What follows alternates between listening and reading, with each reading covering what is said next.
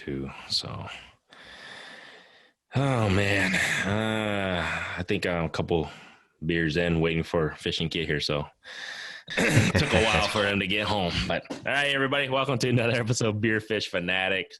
It's Grandy, MaPop Fishing. This is Kit with Fishing Kit, Sunburnt Kit. Sunburn. Because last episode I forgot to even let Kid introduce himself, but everybody did. You know, if you're watching on YouTube or you're listening on this, I just want to make sure you guys are aware he is completely sunburnt all over his lips, all over his ear. Your ears are red too, bro.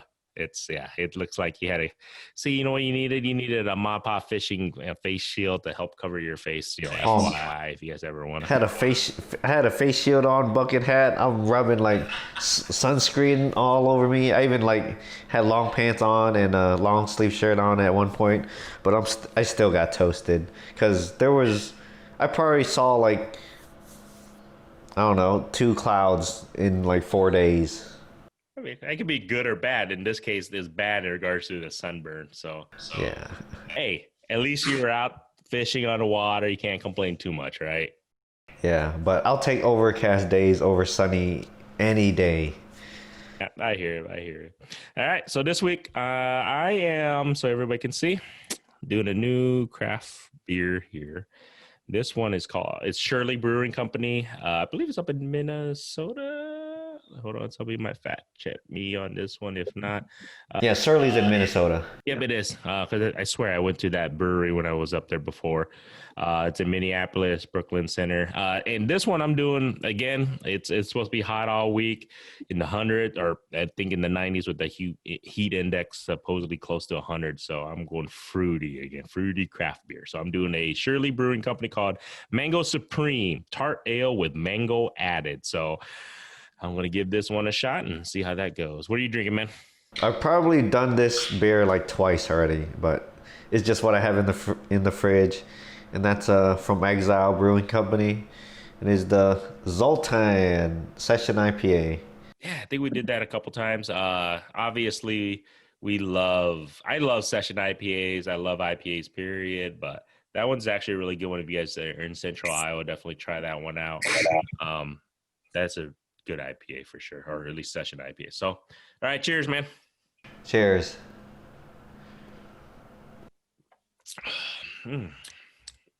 Definitely mango-y. So, anyone's wondering, it does have a little tartness to it. So, I'm not a huge fan of sours. This is probably about my max on sourness. So if you guys ever try this beer, this is about the max. I don't think I could want to go too much more sour beer. A lot of people love sours, but I would have to say this is definitely my max on it. But yeah, I had that one not too long ago, and I'm not a fan. And like I think, talking to a brewery owner, I'm just like, beer's like food. People have different tastes. Some people love spicy. Some people don't like spicy. Some people can handle spicy. I mean, I always tell anybody whoever drinks IPAs or who never drank an IPA is like spiciness. I love spicy. I can eat spicy, right? You talk to a lot of people, they cannot handle spicy and they don't want no spiciness, right? So that's the same thing when you're drinking an IPA, in my opinion. Some people can't handle the bitterness. Some people just want a beer, just whatever beer. They don't like the hoppiness of it. So I guess that's in my opinion. I mean, that's the closest analogy that you can get in regards to beer and food. I think so. Spiciness. That's always the way to go on. At least the hoppiness, that is. So, but we'll get into this week. Last week, Fishing Kit just got back from Kansas doing his a lone trip that I wish I could have been a part of. Obviously I can't.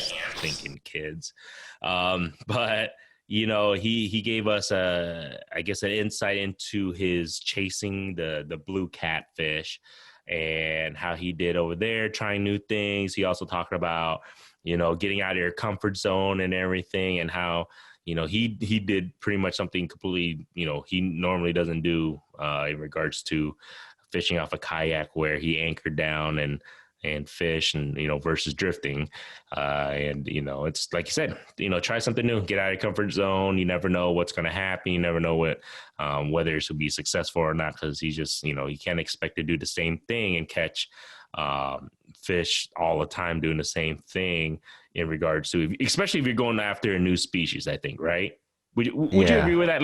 Like the thing is, because when you're fishing up here in central Iowa and you fish a specific way and you catch fish, because that's what you've known and that's what has produced for you. But when you're chasing a different species, do you feel that I need to try something new because it's not going to work the same what I expected to? Well, yes and no, because drifting for blue caps works like it works really well. But like getting away from that, like the anchoring and suspending, instead of like with drifting, you're trying to find the fish, and when you're anchoring, you're trying to have the fish come find you.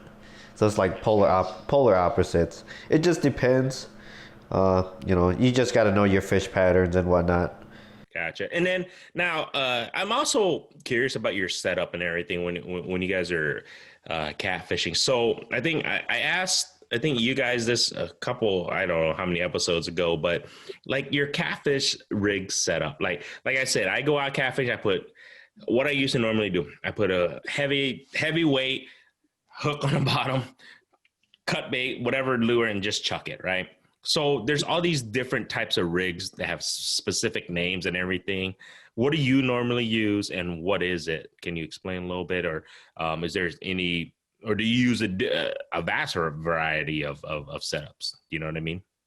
Yeah. Well, when I'm dragging baits, I use the Santee Cooper rig, which is you got your sinker on your main line on your line, then you got your, I guess if you use a leader, I always use a leader. So I got my main line, which is 65-pound braid, with the sinker slide. The purpose is that it lets the sinker slide back and forth, so it's not fixed in place.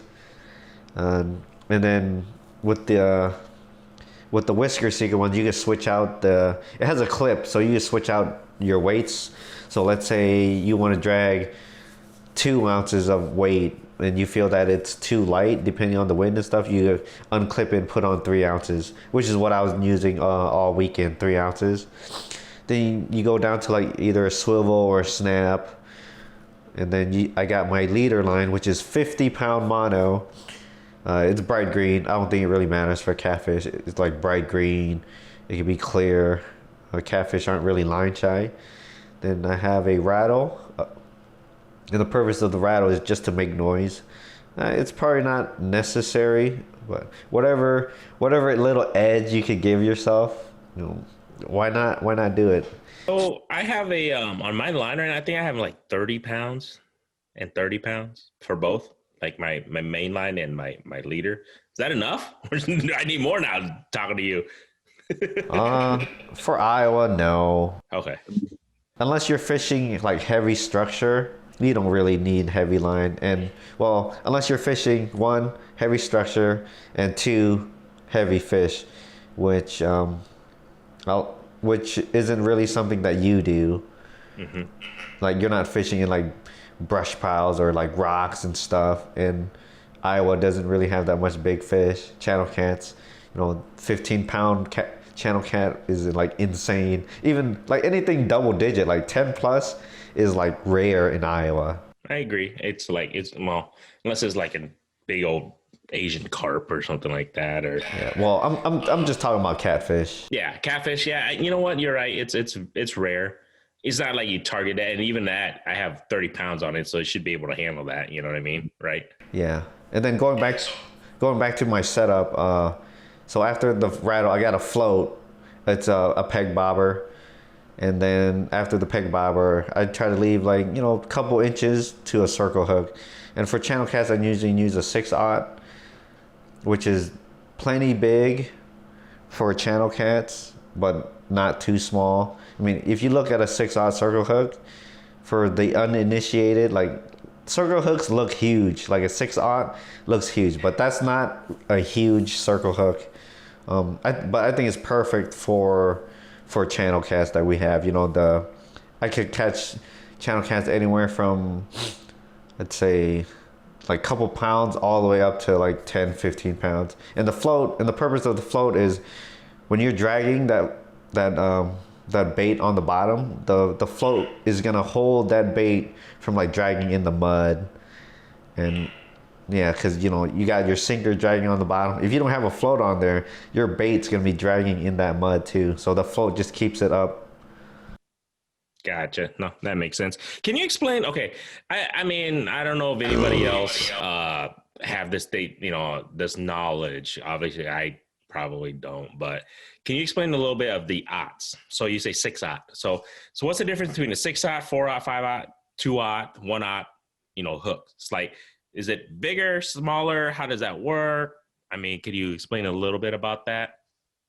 I don't know the reasoning why behind the numbering system, but like if it's just like a number, let's say number 1 versus a number 4 hook, your number 1 hook is going to be bigger than your number 4. But if you're getting into the aught range, it's the opposite. So your 1-aught hook is going to be smaller than your 4-aught hook. I mean, I don't know the exact terminology behind it, but that's just how it works.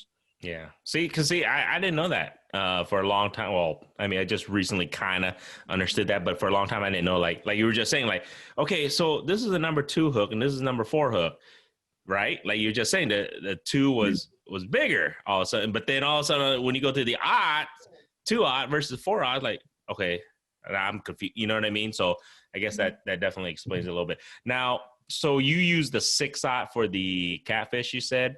Channel cats, yeah. Channel cats. So if you're going for flatheads, what would you use size-wise? See, the thing is, I don't really flathead fish, but from talking with Denny and Spencer about flathead fishing, like the type of flathead fishing they do, they run heavy line because they're like fishing heavy structure.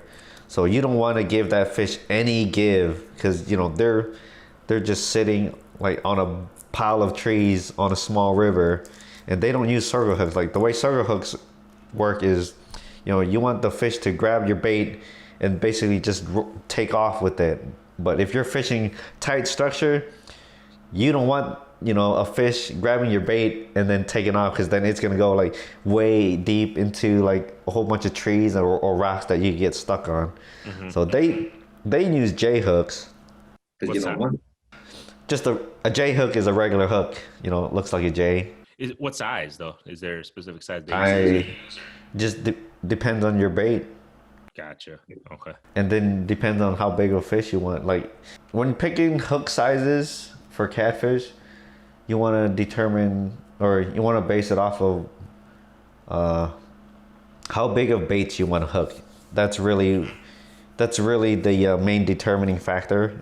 I guess it goes kind of with how big a fish you're trying to target, but you shouldn't go out buying hooks based on trying to catch big fish. Obviously you want bigger hooks for bigger fish, but you want to buy your hooks based on how big of baits you want to hook.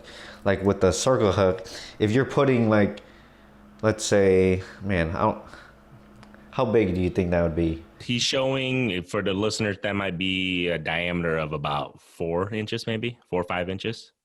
Yeah. So if you want to lure, the bigger bait you want to use, the bigger hook you want to use. You want to proportion your hook size to your bait. So if you're using small baits, you don't need a big old like 10-aught circle hook. But if you're using big baits, you want to match, I guess. They match each other. No, that makes. I mean, I didn't think of it that way, because you're right. Because I think when they go buy hooks, they would buy hooks to match the size of the fish that they're targeting or thinking that they're going to catch. Versus like you just said, versus like if I'm only using a 2-inch chunk of meat, it's not going to make sense to use a big freaking hook on, or you know what I mean? No, I mean that totally makes sense. And I think, like I said, people who, whether they're just starting getting into catfish like myself, and others, they probably don't think about that. And that, that to me, that helps me in regards to when the next time I go buy a hook, that, okay, if I have a small shad that I'm going to be using, I'm not going to just buy a big old hook to just because I think I'm going to catch a 20-pound catfish or something. You know what I mean? Yeah. And the mistake a lot of people and the mistake that a lot of people make with circle hooks is, like, when you look at a circle hook, they look huge. Because Chris, he was using a 10-aught, and it looks huge. But then when you think about it, with circle hooks, is the point faces back to the shank, and that gap isn't that big. Even though, like, the hook itself is huge, that gap is what's important. Because that gap is what's gonna allow the corner of the fish's mouth to get hooked. So, and another thing a lot of people mess up with circle hooks is they bury the hook into the bait. Like with circle hooks, you want to hook it as little as possible as you can without fear of losing your bait. So let's say you got like a beer can sized bait. Like, I'm probably only hooking it in, like, if I get away with it, just the lip on top. Really? Yeah, if you get away, without your bait flying off, the less bait you have in the hook, the better for circle hooks. Because the more gap you got exposed, the higher chances that point's gonna find a home, as they call it. Huh, that makes sense. No, I didn't even think of it that way. So no, that definitely makes sense. So that's and then you mentioned you use 2-ounce too. Is that normal, what you normally use, or when you catfishing off Like, a kayak? Well, like, it just depends. Like, bank fishing, like, I fish mostly lakes. Like, lakes are, big ponds, small lakes, whatever. There's no current. 2 ounces, it lets me get my bait where it needs to be, and I don't need a lot of weight because there's no current. But in the kayak, it all depends on the wind and how deep you're fishing.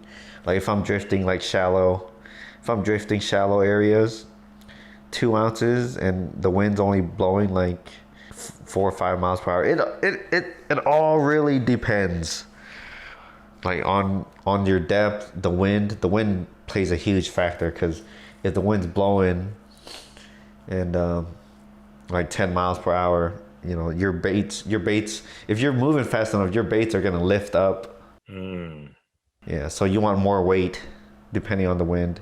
I always wanted to ask you. I think I talked to a little bit of what you use, but how about wipers, man? When you're fishing for wipers, what size hook and what weight do you normally toss? Because I see if you guys go check out Fishing Kid's channel, he fishes a lot for wipers, and I see you. It seems to me that you have a good high percentage when hook ratio. You know what I mean? When I fish with you, I rarely ever see you like, shoot, I missed it. Shoot, another bite, I missed it. You know what I mean? It seems like when you get that bite, you set the hook and you're on. So I guess you can say, what size hook and what weight do you normally use that you feel is like the target size? Okay, all right. As far as weight's concerned, I try to use the lightest jig I can without getting hung up on the bottom, but I want to fish near the bottom.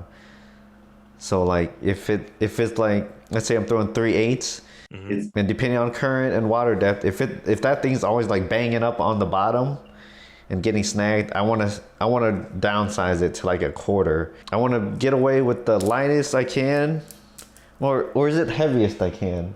I think a little bit of both. No, you're right, because you want it the heaviest where it's going to get you near the bottom. It's going to stay on the bottom. It's not going to just go with the current.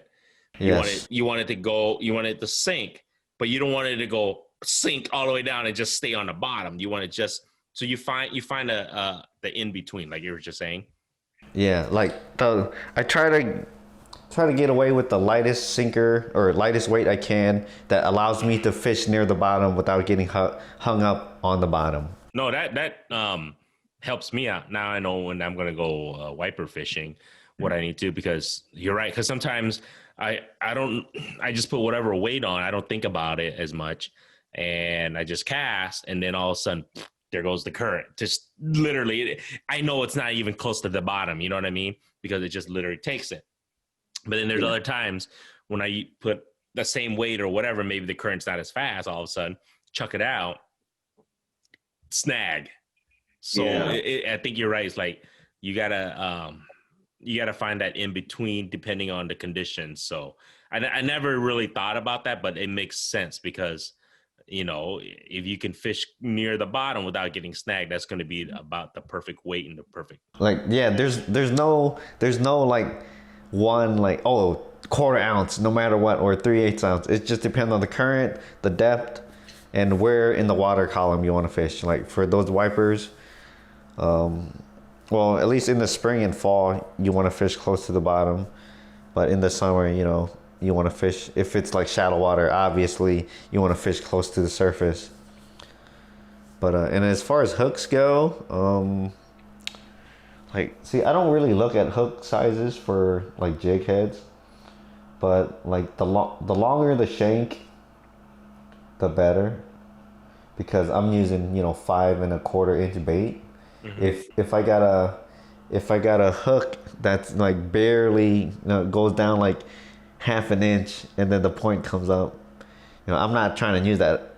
I'm not trying to use that hook. I want to hook with a shank that's going at least 1/3 of the way through the bait, and then that way the fish isn't short striking it. So if they bite like half of it, but then your hook point's like 1 inch away still, then your hook's too small. I think a lot of people who get into fishing, and especially the beginners, you're right, that's something that you don't really think of. You just get a hook, whatever hook, and the sad thing is sometimes you just go buy the cheapest whatever hook and weight, right? You just get it, you just put it in, and I think quality makes a difference too. The biggest issue that I see with wipers and even catfish is that if you buy hooks, you spend the money, and the reason being because the hooks make a difference in regards to when it bends, because these fish are big and they fight hard, especially wipers.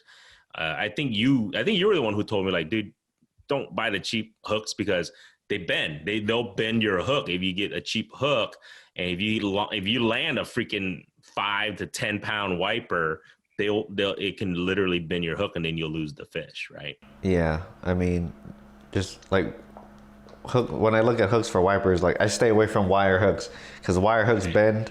They're either gonna bend back and the fish is gonna pop off, or the hook's just gonna break. The good thing about those is if you get snagged, odds are you can bend it back enough where it'll get unsnagged. But if you got a stout, sturdy hook, if you get that hook snagged, odds are you're gonna lose that whole jig head. So it's a trade-off, I guess. Yeah. But I'd trade losing a few jigs for some big fish. I'm with you on that. I mean, if as much as they cost, but I'm definitely with you on that. I mean, I'll lose a few jig heads and to land that big fish. Another thing I've noticed, I don't know, I talked to some of my vendors and everything too, was that, have you noticed that a lot of stores are running short of products and everything, fishing items and everything, accessories? Because I went to a couple stores recently. I'm just like, the big box stores or whatever. I mean, they're just short-handed everywhere, it feels like. Well, I'm like pretty much set as far as tackle is concerned. I'm not like going out hoarding or anything. Must be nice. I buy, I wouldn't say bulk, but I buy a good amount so I have on hand. So I haven't been to Shields or Bass Pro or any sportsmen like to go buy fishing tackle. But I know that they're like running short because it's the whole COVID thing. Tons of people aren't working. They're bored. They're going out fishing. So you got I can't call them weekend warriors because, they're not working. So they're just going out probably every day. So you got all these people that normally aren't out fishing. They're going up to the big box stores, buying everything out. And then I'm pretty sure production is cut back due to COVID too. So like COVID, we call them COVID anglers. They're going out there buying up all this stuff, and then taking up all the spots. It's all right. No, I mean, just as long as they don't cross your line, I guess. I don't know. Hey, I actually, speaking of that, I've been seeing so many things on social media about how people are getting so angry about fishing spots and how people are just fishing in their fishing spots and stuff. I don't know if you saw that one in California in the Bay Area. And, oh my God, that was funny, dude. But Wait, yeah, I know. Yeah, I'll show you. I'll send you the link on it, man. It's pretty funny. But yeah, I just seen a lot of people on social media just getting all angry how people are taking their spots and stuff. It's kind of crazy. oh wait, it was like some Asian dudes and an older white guy, right? Yeah, and the guy was just like, dude, I got here, get here earlier. You can have, he goes, well, I'm a local, whatever. And the guy's like, what? You know what I mean? In my opinion, I'm like, okay, first of all, it's you don't own the land. Yeah. You know what I'm saying? It's like you don't own wherever that lake is. Anybody can fit. And he was there first. I would say, like, yeah, that guy should probably, get that. You can't just tell him to leave because you fish there more often than anybody else does, and he was there before you. You know what I mean? Yeah. I know I complain about the COVID anglers and like taking all the spots and stuff, but I'm not gonna go there and be like, hey, you can't fish here because this is my spot, even though you were here before me. It's public, so it is what it is. But with more anglers out there, spots are gonna be taken up. Yep. But you know what? It's a positive thing too, because I see a lot of kids out, and I see a lot of families and kids out more fishing, which is awesome because I think it helps the sport. I think it also gets people out, get fresh air, get away. In my opinion, get away from the social media, get away from the news and stuff. Sometimes it can be a negative effect. I think of it this way, man. I've never seen an angry or an unhappy person who caught a fish, like a good sized fish. Well, Ever. Yeah. we were getting angry at channel cats that we were catching.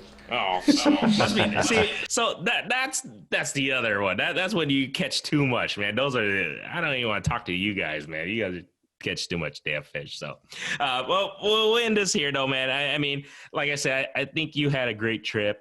I wanted to know a little bit more about your way of catching fish, size and everything, of hooks and weights. But I think you pretty much told me it depends on the situation, depends on the weather, depends on the lake, the current, the wind and everything. There's no magical hook size. There's no magical weight size. There's no magical anything, right? Pretty much. Oh, and before we end it, with the catfishing, I only use bait. Like I don't use stink baits, punch baits, or the Jello stuff. So I don't know anything about that kind of fishing. It's not my style. Like I don't use blood bait. All those prepared baits. I know I tried those, like you're saying, never had luck with them. I don't know. I mean, other people live by them, and then there goes Fishing Kid. So if anybody's watching on YouTube, or anybody's listening, FYI, he just completely dropped his phone. So dropped it again. He dropped it again. So on that note, guys, so thank you for joining us. Well, you guys have a good weekend. Get out there, catch some fish. We'll see you guys next week. All right, see ya.